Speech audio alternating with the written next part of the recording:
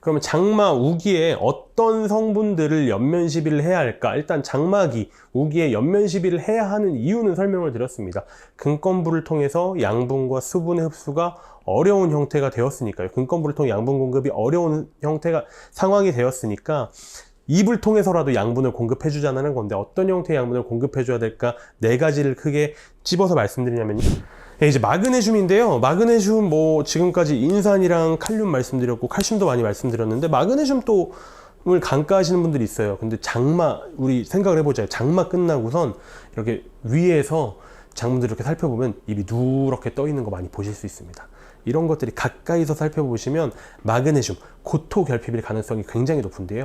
왜 그러냐면 마그네슘은 다른 양이온보다도 훨씬 더 용탈이 빠릅니다. 그러니까 토양에 지금 마그네슘이 있을 거예요. 마그네슘이 있는데 비가 많이 다량으로 오게 되면은 뭐 지하수로 양분들이 빠질 거 아닙니까? 근데 마그네슘이 굉장히 심각하게 빠른 속도로 많이 빠진다라는 거죠. 그래서 마그네슘 결핍 때문에 장마 이후에 작물들이 황화되고 떨어지고, 작물들의 잎이 황화되고 잎들이 떨어지고, 그렇다 보니까 광합성 효율이 떨어져서 뭐 과수의 색도 안 나오고 과수의 당도 안 나오고 이런 측면들이 많이 발생을 하게 돼가지고요. 되기 때문에요. 이제 우기에 맞춰서 마그네슘을 충분히 연면시비로도 공급하는 것들이 굉장히 중요할 것 같고요. 흔히들 우리가 이제 마그네슘 용도로 쓰일 수 있는 게 질산 마그네슘과 황산 마그네슘 정도가 있을 것 같은데, 뭐 쓰셔야겠어요? 뭐 작물별로 다르긴 하겠지만 지금 이 시기에는 질산 마그네슘보다는 황산 마그네슘이 조금 더 적합한 형태의 비종일 수는 있겠죠. 예, 이게 전형적인 마그네슘 결핍 증상이죠. 연맥의 색깔은 유지가 되고 엽병은 유지가 되는데 노란색으로 다 변하는 거. 어쨌건 마그네슘이 굉장히 빠르게 용탈되기 때문에 마그네슘 결핍이 오기 쉽다라는 겁니다. 이제 스트레스 내성 물질인데요. 아까 제가 말씀드렸던 이 뿌리가 침수돼가지고 뿌리가 침수돼서 순간적으로 이제 근권부에 산소가 부족한 거죠. 산소가 부족한 걸 알게 되면은 식물들이 자체적으로 ABA를 생성을 하고 에식스산을 생성하고 걔네가 이제 에틸렌까지 유도한다. 그 기작은 꼭 이해를 해주셨으면 좋겠고요. 어쨌건 그럼 이런 ABA랑 에틸렌이 절대 악은 아니지만 뭐 필요악이라고 표현할 수 있겠네요. 작물들의 성숙과 노화를 촉진할 수 있으니까요. 하지만 지금 이 시기에 너무 다량으로 나오는 것은 옳지 못하다. 그럼 이런 애들을 줄여야 되고요. 이런 애들 줄이기 위해서는 스트레스 내성 물질이 투입이 돼야 되는데요. 가장 대표적인 스트레스 내성 물질이 바로 해조 추출물입니다. 뭐 여러 가지 다른 물질들이 있습니다. 다른 물질들이 있는데 많이 실험을 하고 관행적으로 많이 사용되는 물질 중에 하나가, 안전하게 쓸 수 있는 물질 중에 하나가 바로 이 해조 추출물이에요. 그래서 해조 추출물을 연면 시비하시는 걸 굉장히 추천드려요. 특히나 이런 스트레스가 강력한 우기 상황에서는. 해조 추출물도 여러 가지 뭐 종류들이 있을 겁니다. 뭐 녹조류도 있고, 뭐 해조류지만 녹조류, 홍조류 뭐 여러 가지 있을 텐데, 이제 아스코필름 노도섬이라는 것 많이 들어보셨을 거예요. 아스코필름 노도섬이 해조류 중엔 제일 높은 등급을 가지고 있다. 뭐 조수간만 차가 심한 곳에서 자라는 해조류여가지고 스트레스 내성 물질이 굉장히 풍부하게 들어있다라는 건데, 야라비타 바이오트랙이라는 제품이고요. 여러 가지 무기 양분과 함께 미량 요소들과 함께 해조제가 들어가 있습니다. 그리고 그 해조제는 전부 다 100% 전량 다 아스코필름 노도섬이다. 기원이 아스코필름 노도섬이기 때문에 굉장히 많은 스트레스 내성 물질을 가지고 있다까지 말씀드리면 될 것 같습니다. 사실 지금 장마기 우기에 맞춰가지고 어쨌건 지금 즉각적으로 해야 되는 건, 절대적인 양분 공급량을 충족시키기 위해선 당연히 관주라든가 토양 살포가 이루어져긴 해야 되지만, 지금 이 질척질척한 토양에서 뭐 어떻게 그렇게 양분 공급을 위한 농작업이 가능하시겠습니까?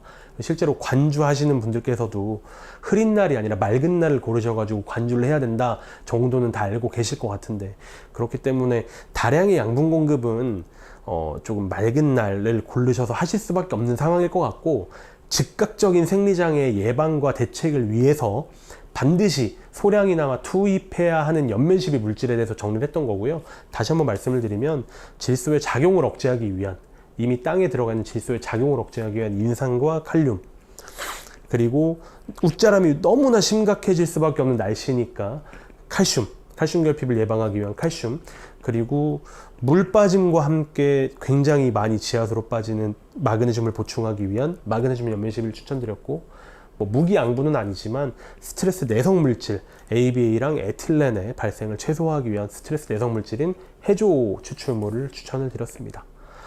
요건 이제 연면 시비로 반드시 소량이나마 즉각적으로 공급을 하시기를 적극적으로 권장을 드리고요. 이제 그 다음에 이제 밑거름 부분을 보셔야 될 것 같은데, 뭐 작물들이 굉장히 다양하죠. 우리나라 작물들이 굉장히 다양한데, 과수류나 보통 이제 노지 채소류들 그리고 노지 작물들을 위주로 보면은 한 2월경에서 5월경에 밑거름을 많이 하신다고 생각을 합니다. 밑거름을 많이 하신다고 생각을 하는데, 지금 장마기가 점점 당겨지고 있고 집중적으로 비가 오는 우기가 형성되고 있는데요. 이 우기 같은 경우는 6월 혹은 7월에 시작이 되는 것 같아요. 앞으로 점점 더 빨라질 거라는 전망들도 있네요. 그럼 이런 상황에서 실제로 제가 아까 계속 혼냈잖아요. 그러니까 왜 질산트 질소 안 쓰셨냐고 계속 혼냈잖아요. 그러니까 좀 빠르게 흡수되고 이용될 수 있는 속효성 형태의 질산테 복합 비료가 아니라 완유성 비료라든가 지효성 비료라든가 더욱더 안 좋은 코팅 비료라든가 뭐 이런 것들을 사용하실 이유가 하나도 없는 거죠.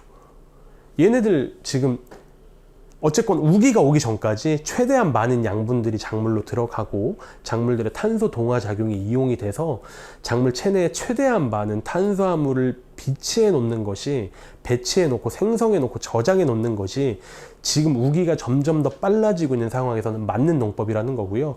그렇기 때문에 빠르게 작물들이 흡수하고 이용 가능한 형태의 속효성 비료, 질산테 형태의 복합 비료를 반드시 사용하시라고 권장을 드리는 겁니다.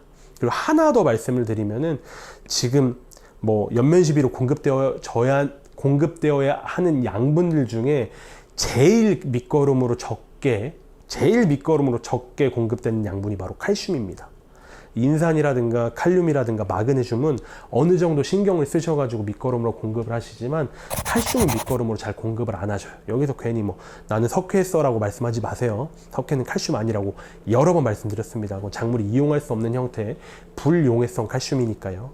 작물이 이용할 수 있는 형태의 칼슘, 질산칼슘을 반드시 밑거름으로 미리 또 그리고 칼슘은 느리잖아요. 이동이 느려요. 작물 내부에서 이동이 느려요.